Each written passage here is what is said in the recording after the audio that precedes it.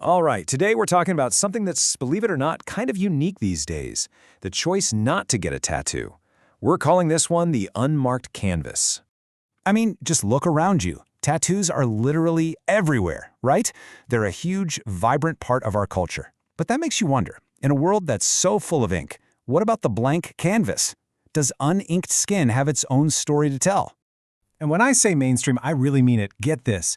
Nearly 3 out of every 10 adults in the US now have at least one tattoo. That's a massive number. And honestly, that's what makes the choice to not get one even more fascinating to think about. So yeah, let's just set the scene here for a second. We are definitely living in what you could call the age of ink. Tattoos aren't just for rebels anymore. They're pretty much the new normal when it comes to expressing who you are. And you know what's crazy? This all happened so fast. I mean, think about it. Back in the 50s, tattoos were for sailors and soldiers, kind of on the fringes of society. By the 80s, the punk scene had adopted them. Then the 2000s hit, celebrities got on board, and boom, they went totally mainstream.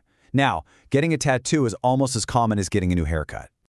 Okay, so that brings us right to the heart of our explainer. For a lot of people, being tattoo-free isn't just because they haven't gotten around to it yet. Nope. It's a real, active, conscious decision. It's the choice to be an unmarked canvas. So what exactly do we mean by an unmarked canvas? Well, it's this idea that some people don't see their skin as an empty space that needs to be filled. Instead, they see it as already whole, already complete.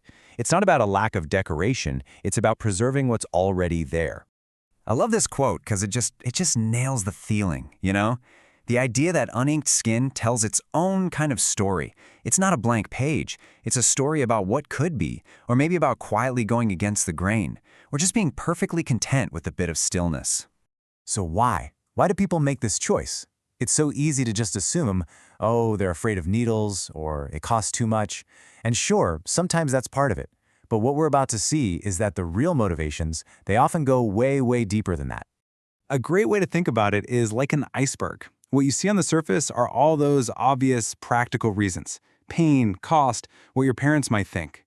But the real bulk of it, the huge part that's hidden underneath the water, that's where you find these really profound ideas. A belief that your identity is always changing, or even just a quiet resistance to trends just because they're trends. Let's dig into that a little. Take identity fluidity. It's this core belief that you're constantly evolving. So, why would you want to put a permanent mark on your body that represents who you are right now? Some people want to leave those aesthetic choices open for their future self. It all boils down to not wanting to be anchored to a past version of who you were.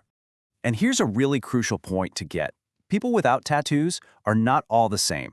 They aren't one single unified group. Their reasons are all over the map, creating this whole spectrum of different mindsets. And you can really see this diversity when you start to break it down. We can kind of group these motivations into 4 main archetypes. You've got the aesthetic, the undecided, the contrarian, and the pragmatist. So, let's break those down real quick. The aesthete? They just love the natural look of the body. They see it as its own perfect art form. The undecided? Well, they're paralyzed by the fear of picking something permanent and then regretting it. We've all felt that, right?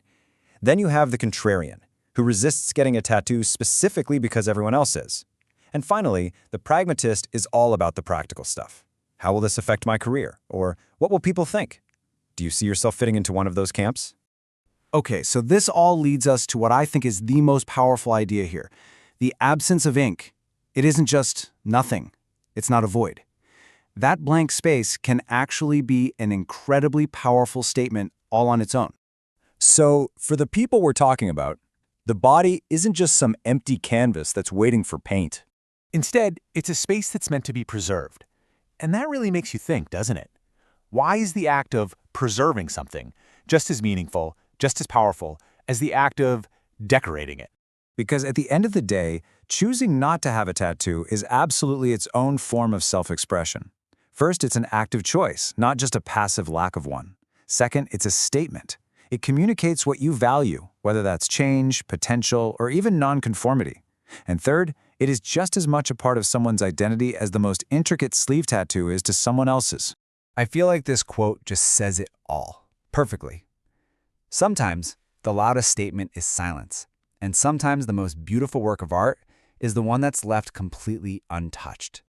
So I'll leave you with this to chew on. When we think about who we are, Is our identity found only in the marks we choose to make on ourselves, or is it also found in the ones we deliberately and thoughtfully choose not to?